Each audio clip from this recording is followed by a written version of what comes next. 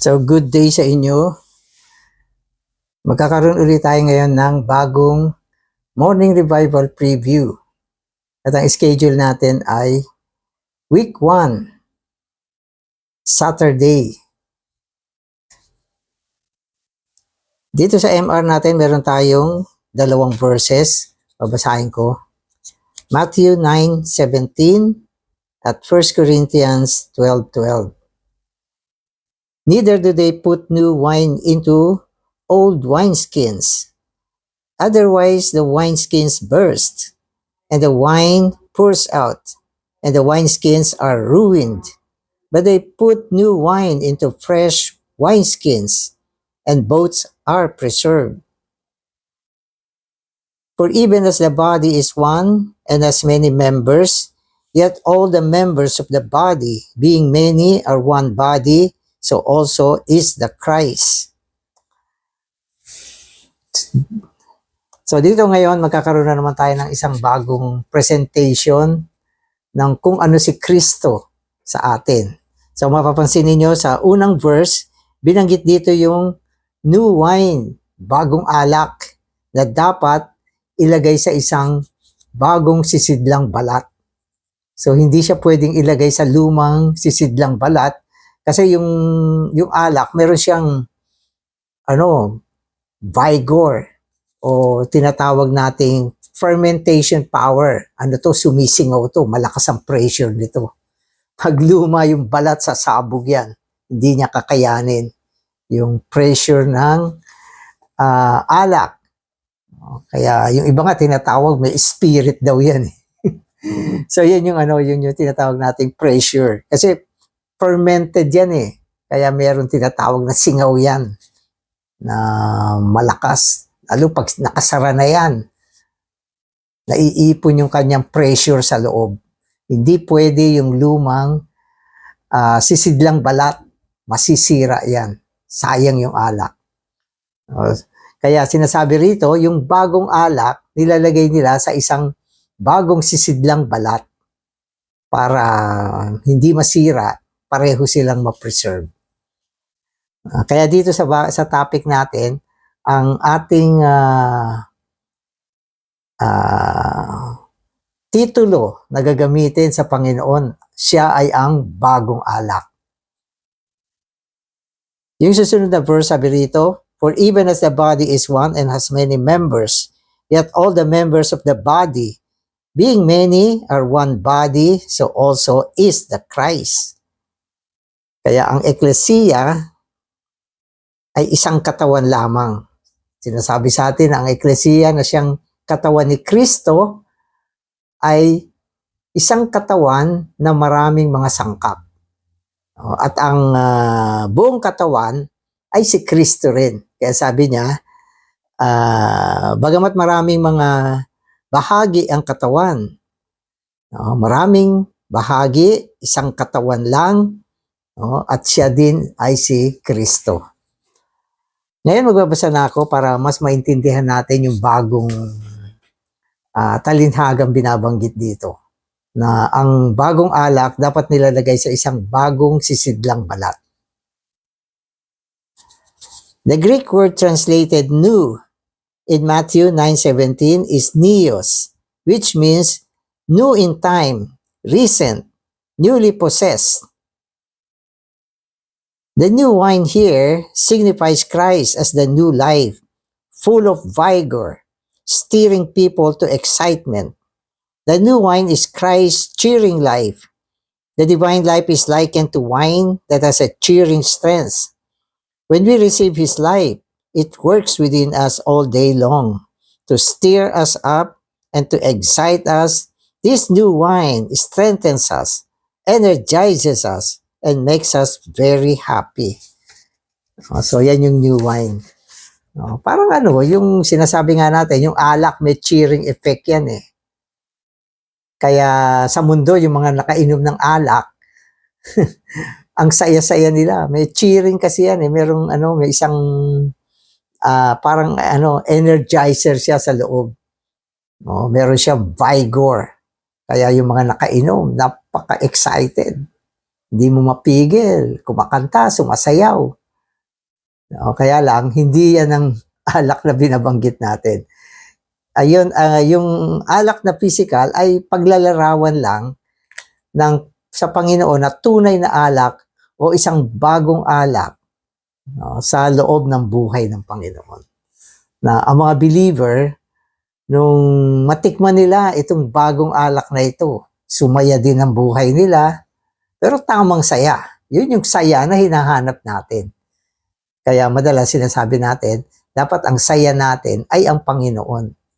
Kailan ba nangyayari yan? Kapag naranasan mo siya bilang bagong alak. No, kaya yung alak dito ay sumasagisag sa buhay ng Panginoon, no, na dumating sa atin. May mga tao, dati mga nanlulumo, lugmok na yung buhay, malungkot na, ano pa, feeling nila, wala na silang pag-asa, o lalo na yung mga tumatanda, yung mga may sakit na, yung mga nabigo sa maraming bagay, wala na, lugmok na yung buhay. Pero, nung matikman nila itong bagong alak, nag-iba na yung buhay nila, nagkaroon ng sigla, sumaya, nagkaroon ng excitement. So yun yung cheering effect ng alak na ito.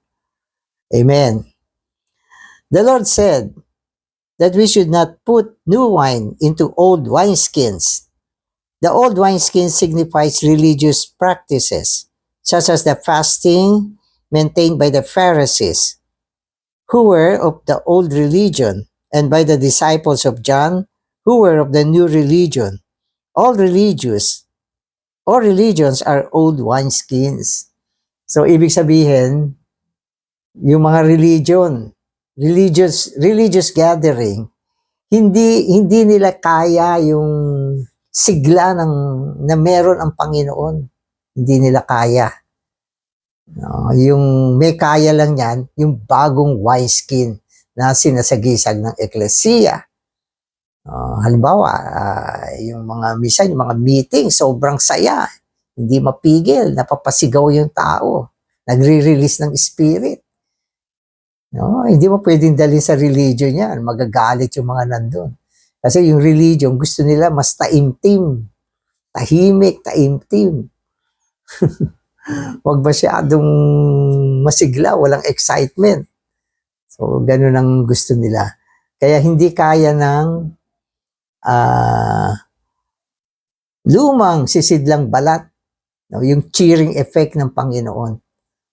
Pero sasabihin nyo, ngayon, may mga religion na rin ang mga release. Nagsasayawan pa. Nakita ko, nagtatalunan din naman, nagsisigawan. So, ano ang kaibahan ng release na talagang masaya rin, nagsisigawan? May kaibahan yan.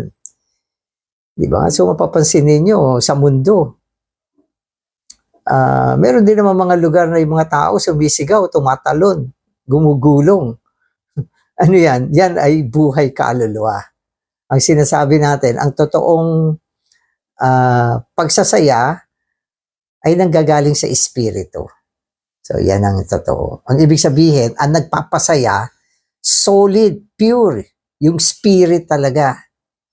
Yun yung sinasabi nating cheering. Yung mga cheering na nasa labas ng espiritu, yan ay emosyon, no, kaluluwa, mga makalaman, mga bagay ng natural ng tao. No? So, hindi sa spirit yan. No? Iba yung release ng spirit. No? At iba naman yung ingay ng kaluluwa. Katulad ng isang tao, hindi ba pag galit siya, talagang galit na galit siya, release na release din naman siya. So, yun ba sa spirit yan? So, hindi yan yung sinasabi nating excitement o ingay na hindi kaya ng lumang balat o lalagyan na balat. Kaya, yung eklesiya ang simbolo ng isang bagong balat upang ilagay ang buhay ng Panginoon. No, na walang iba kundi ang bagong alak. Amen. The new wine needs a wineskin, a container, because the new wine is filled with fermenting power. If you put it into an old wineskin, the fermenting power of the new wine will burst the old wineskin. Any religious practice is an old wineskin.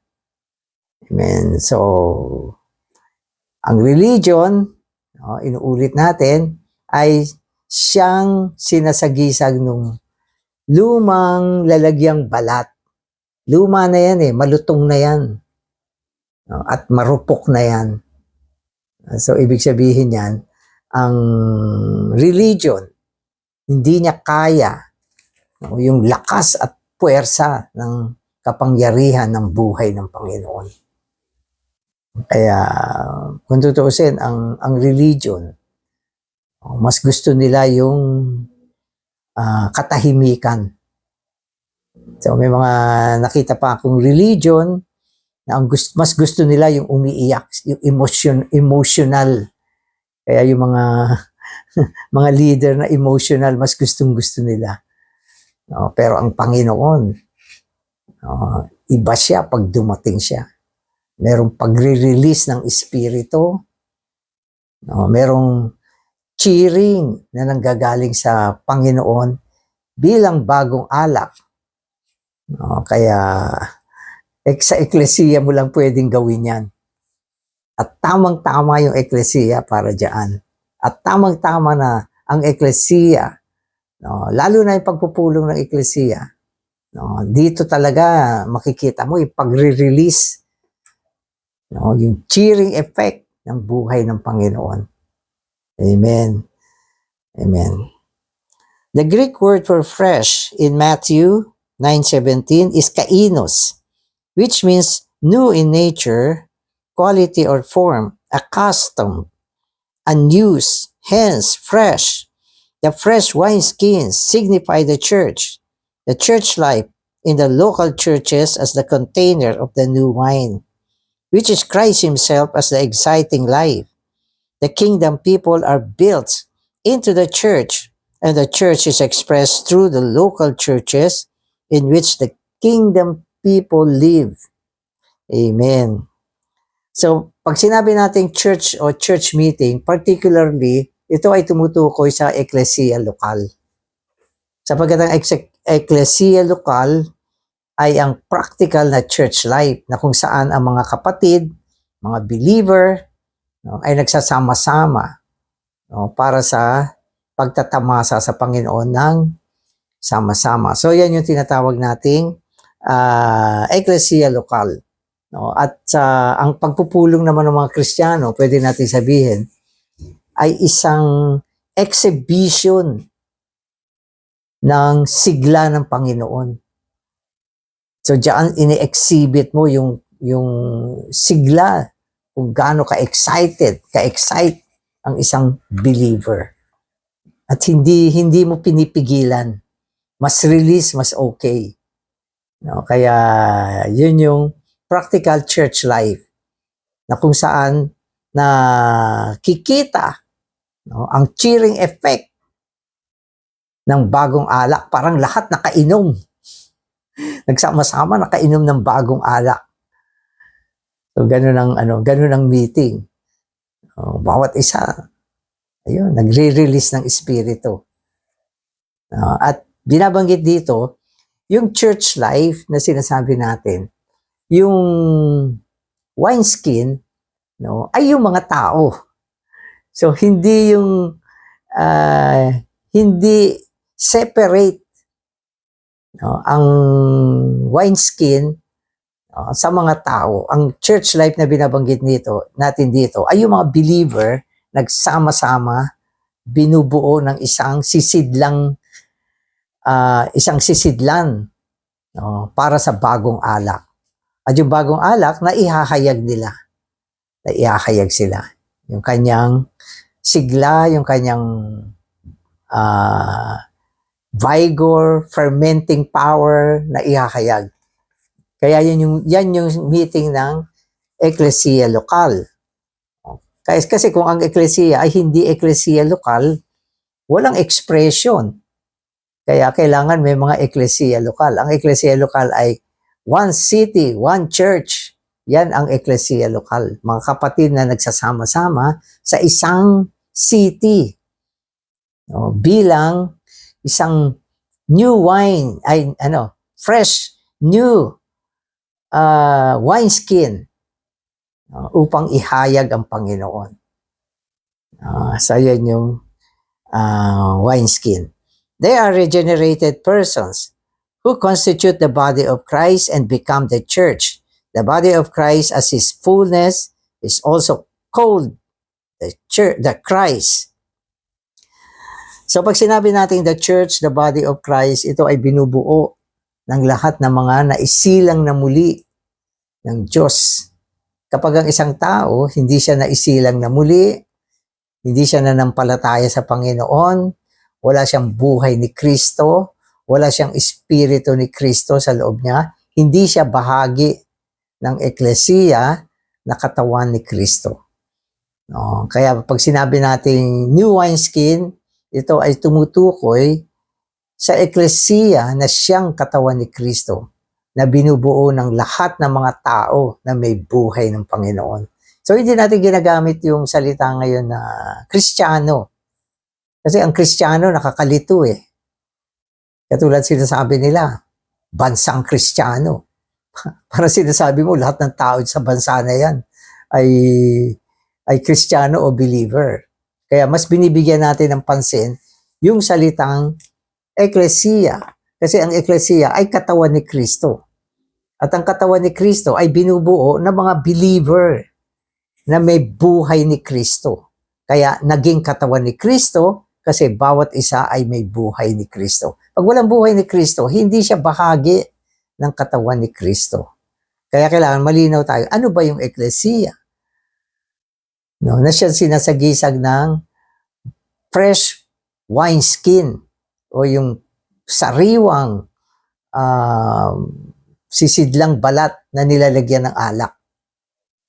The individual Christ is the new wine, the inward exciting life, and the corporate Christ is the fresh wineskin. The outward container that holds the new wine. With the kingdom people, it is not a matter of fasting or of any other religious practice, but a matter of the church life with Christ as their content. Amen. Kaya yung parable, yung parable, isang paglalarawan. Yung new wine, isang bagay yon. Yung wineskin, isang bagay din yon. Pero ang eklesiya ay isang bagay lang. Yan ay katawan ni Kristo. Mga tao na naisilang na muli, nagsama-sama, at ang laman ay si Kristo. Sino ba laman mo? Dapat sabi mo, si Kristo ang laman ko. Ang nakalaman sa akin ay si Kristo. At kung tayo nagsama-sama, binubuo tayo ng isang katawan. At itong katawan na ito, sabi ng Biblia, ay si Kristo rin. Kasi siya ang ulo. Alam mo, sinabi mo, si Brother Danny ang ulo. Ano yung katawan? Si Brother Danny rin. Hindi pwedeng hiwalay yung ulo sa katawan. Iisa lang yan, yung ulo at katawan. Sino ang ulo? Si Kristo. Sino ang katawan? Si Kristo rin. Na binubuo ng marami mga sangkap. Bawat isang mananampalataya ay isang sangkap. Ano ang kanyang laman? Si Kristo. At ang pagsama-sama ng mga mananampalataya ay ang kahayagan ng Panginoon. Ito ang tinatawag nating new wineskin. Amen. Ang isang lugar na kung saan na ihahayag ang bagong alak na walang iba kundi si Kristo. We see then that the new wineskin is the church life. The church is actually the enlargement of Christ. The individual Christ is our wine within. When this individual Christ is enlarged into a corporate Christ, that is the church. This corporate Christ is the wineskin, the container to contain the individual Christ as our wine. Amen. So So ano ang eklesiya? Ang eklesiya ay ang pinalaking Kristo, pinalawak na Kristo. Yung Kristo na nag-iisa ay napalawak, napalaki, no, sa pamamagitan ng eklesiya. Kasi para bang ano yan pwede mong ihambing sa isang buto. No? Buto, yung seed. Ang unang seed ay si Kristo, nag-iisa. No? Pero nung siya ay naihasik sa lupa, siya ay sumibol at nagbunga na marami pang binhi. Nakatulad din niya sa buhay at kalikasan. No? At itong pagpaparami niya na ito ang eklesiya, ito ang katawan ni Kristo. Kaya sinasabi natin, ang eklesiya ay the enlargement, sa English enlargement, ang pagpapalaki ni Kristo. Isang Kristo na isang maliit lang na seed. Ngayon, napalawak, napalaki. At hindi lang nasa Pilipinas, nasa ibang bansa na, hindi lang sa ibang bansa, kumalat na sa buong mundo.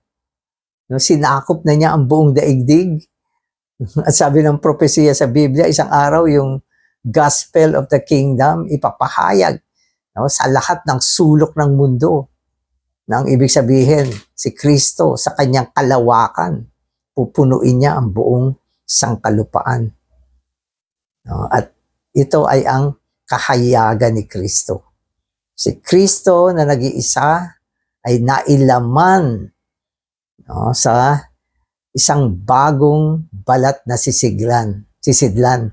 At napalawak pa, napalaki. so yan yung dapat pananaw natin ngayon.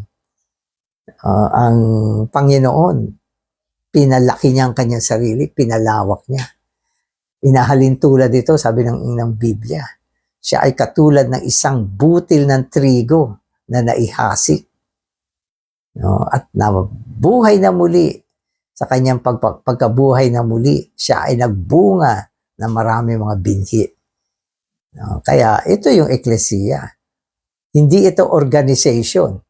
Ang organisasyon, nagpapadami, pero hindi organic.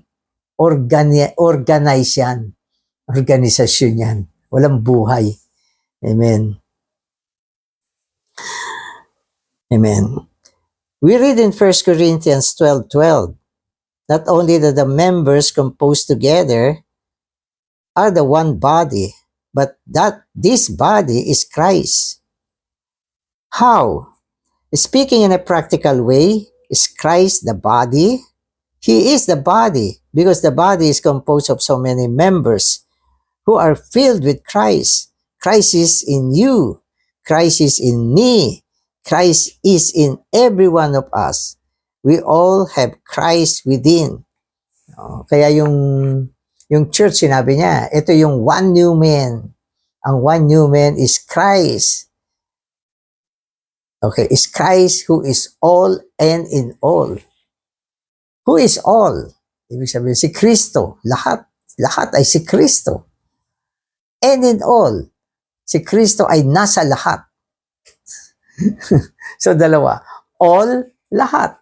Ikaw, ako, bawat isa sa atin ay all. Sabi niya, Christ yan. In all, nasa atin, nilalaman natin. Tayo yung sisidlan niya. At tayong lahat ngayon ay bumubuo sa isang katawan lang. Tandaan nyo, isang katawan lang meron. Kasi isa lang ang ulo. Yan ang eklesiya. Kaya sinasabi natin, ang eklesiya may dalawang aspekto. Yung isa ay body singular. Yan ay universal.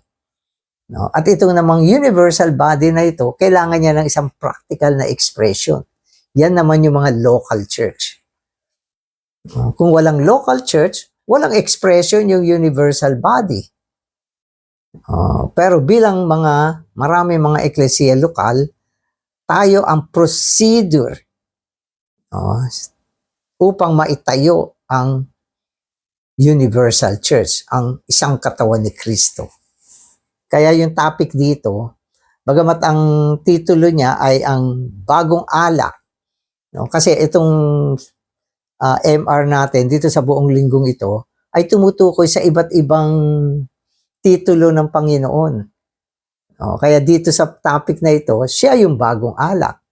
Pero ngayon, binanggit na yung sisidlan ng bagong alak. Na walang iba kundi ang eklesiya na isang item na hindi mo pwedeng ihiwalay sa Panginoon. Sa paglalarawan, ang alak at yung wineskin, magkabukod. Pero sa pagsasagawa sa realidad, hindi pwedeng paghiwalayin. Ang alak ay si Kristo, ang eklesiya, ang nilalaman niya ay si Kristo. Kaya pwede mong sabihin ang eklesiya ay si Kristo, katawan ni Kristo, at si Kristo rin. Amen. In 1 Corinthians 1, Paul says that Christ is not divided. The Christ in you is one with the Christ in me. And the Christ in us is one with the Christ in all the other Christians. Therefore, Christ is the body composed of so many members who are filled with Him. This is the new wineskin, which is the church life to contain Christ as the new wine. So, yan. Tingnan nyo. So, ang eklesiya, hindi mo pwedeng hatiin. Kasi si Kristo lang ang nag-iisa na nilalaman ng lahat ng sangkap. Kaya hindi siya pwedeng hatiin. Kasi hindi maraming Kristo eh. Kapag hinati mo to, ang hinahati mo si Kristo. Hindi pwede siyang hatiin. Si Kristo ay nasa akin. Nandun din sa isang believer. Nandun din sa isa. At yung Kristong nasa akin, yun din na nandun sa isang kapatid. At sa isang kapatid pa, isang Kristo na pinagsama-sama tayo para maging isa. Paano tayo magkakahati-hati? Imposible at hindi pwede. Kaya yan yung sinasabi sa atin. Ang eklesiya ay walang pagkahati-hati. No, maski yung pagpapangkat-pangkat sa isang natural na paraan, hindi din pwede. No, dapat palaging pamalagiin natin ang pagkakaisa sa loob ng Espiritu, no, upang itong bagong sisidlang balat ng bagong alak, no, ay maging matatag, no, at maihayag niya ang Panginoon. Kasi kung tayo ay nagkakaisa palagi, ang lakas ng testimony natin. Yung mga tao, naku, ang sasaya naman dito. Bakit mga excited itong mga taong to? No? At damang-dama natin ang kanilang excitement, ang kanilang kaluguran. Walang ganito sa mundo. Amen. Amen. So the church is filled with Christ and constituted with Christ. Those who enjoy the church life are the church people. Among the church people, the new garment, the new wine, and the new wineskin have all been recovered. We have Christ in a corporate way as our church life. The church is God's ultimate goal. When we arrive at the church, we are in the ultimate consummation of God's purpose. Amen. Kaya ang galing yung parable na binanggit ng Panginoon eh. Walang walang makaisip ng ganyan. Nasa kanya lang yung karunungan para ipahayag niya unang-una na siya ang bagong alak. No? At ipinakita rin niya rito sa parable na ito, no, na ang eklesiya ang bagong balat na sisidlan para sa alak na ito. Walang pwedeng magsilid sa bagong alak. No, ang eklesiya lang. At pinakita rin niya sa atin na ang mga makarelihyosong pagsasagawa ay inihahambing sa mga lumang sisidlang balat. Malutong na, marupok na, walang puwersa, no, para tanggapin ang bagong alak. No, kaya salamat sa Panginoon. Amen. Salamat, Panginoon, na ginawa mo kaming bagong sisidlan ng alak. Panginoon, kami ngayon ang eklesiya, ang iyong paglawak, ang iyong pagpaparami, at ang kahayagan ng iyong kasiglahan bilang isang bagong alak. Panginoon, salamat sa pinakita mo sa amin na bagamat marami kaming mga miyembro ng eklesiya, subalit meron lamang isang Kristo na nasa loob namin. Kaya ang eklesiya ay hindi pwedeng hatiin. Kaya Panginoon, nawa makita namin ito at kami ay madala palagi sa kaisahan ng Espiritu upang ang eklesiya higit na maging makapagpahayag, makapagpakita, makapagpatotoo sa iyo bilang isang bagong alak. Salamat, Panginoon. Amen.